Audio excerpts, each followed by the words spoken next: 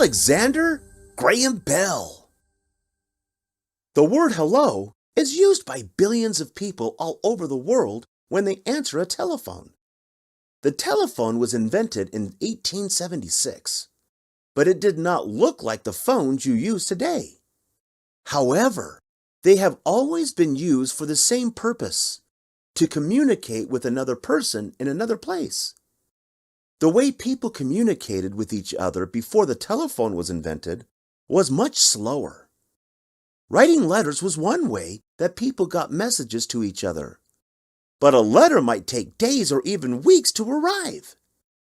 If something happened on one side of the United States, people on the other side may not hear about it for several days or even longer. In the 1800s, an invention called the telegraph sent signals across a wire to get messages to other people. The signals were called Morse code. Have you and your friends ever made up secret codes for fun as a way to communicate with each other? Well, that's kind of like Morse code. Once the messages in Morse code were received, they were then translated into words and the message was able to be read. Back then, there were no cordless devices, no satellites, and no cell towers. Texting certainly did not exist, and there was no internet. People lived within a much smaller world. For the most part, they only communicated with their neighbors and other people who lived in their town. Once the telephone was invented, people could get information from further away much quicker. For example, someone in New York could speak with someone in California instantly. So, who was the person that brought us the incredible invention of the telephone? His name was Alexandre Graham Bell. Alexandre Graham Bell was born March 3, 1847, in Edinburg, Scotland. He was homeschooled by his father, who was a professor. He had two brothers, but sadly, both his brothers died of tuberculosis before they reached the age of 20. Alexander did not receive his middle name until he was 10 years old. That was when he asked his father to give him a middle name like his brothers had. Alexander's mother was deaf, but she was still a very talented pianist. At a young age, Alexander also studied the piano. He was a curious child and began inventing when he was still a young boy. At age 12, he developed a farming machine that used a brush to remove husks from wheat. His invention made that job easier and faster. After he graduated from high school, he went to college at the University of Edinburg, where his father taught. Alexander studied anatomy and physiology, but he soon became interested in the science of sound because both his mother and his wife were deaf. Throughout Bell's life, he was constantly seeking to learn more and was often testing new ideas and creations. Bell's family moved to Quebec, Canada in 1870 when he was 23 years old. There, he studied the human voice and worked at various schools for people who were deaf. In 1872, he founded his own school for the deaf and it became part of Boston University. Alexander developed different ways to help teach speech to the deaf.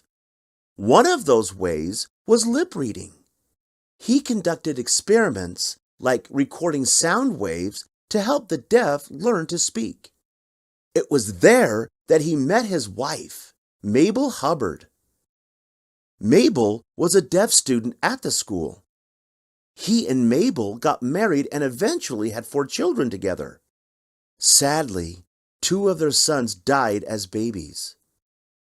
Bell's experiments with sound led him to the idea of sending voice signals down a telegraph wire. At that point, those wires were only being used to send Morse code. The idea of the telephone came to him in 1874. 2 years later, using this new invention, Bell called his assistant, who was in a different room. He said, "Mr. Watson, come here. I want to see you. Those words were the first words transmitted electronically over wires. Can you imagine how amazing it must have been to hear someone speak through a machine? During this time, there were others in the world who were conducting similar experiments. But on March 7th, 1876, Alexander Graham Bell was awarded the patent for the telephone. That means the invention was credited to him. However, a similar design was filed earlier that year by another inventor named Elisha Gray. But Elisha Gray was not awarded the patent. And some people wonder if Alexander Graham Bell was really the true inventor of the telephone. In August of 1876, 5 miles of telegraph lines were used by 2 telegraph offices to conduct the world's first phone call. Bell tried to sell the invention to Western Union, a telegraph company. But Western Union turned it down because they didn't believe the invention would ever be successful. It's kind of funny to think of someone turning down the invention of the telephone because they think it won't ever get used. In fact, you might be watching this very video on your phone right now. After that, Bell and the people who had contributed money to his invention chose to keep the invention for themselves rather than try to sell it again. And in 1877, they formed their own company called the Bell Telephone Company. That company still exists today, but it has a different name. That name is AT&T. Though Bell is best known for the telephone, he is responsible for several other inventions as well. For example, he invented a device to find icebergs. And did you know that he invented the metal detector? He came up with that invention so that doctors could locate a bullet inside James Garfield, who was the President of the United States at that time and had just been shot. The audiometer is another one of Bell's inventions. It measures how well a person can hear and detects any hearing problems they might have. It is still used today. Alexander also investigated ways to remove salt from seawater. And he invented the photophone, which could transmit sound through a beam of light. By the 1890s, Bell had begun to experiment with propellers, kites, and aviation. On August 22, 1922, at the age of 75, Alexander died.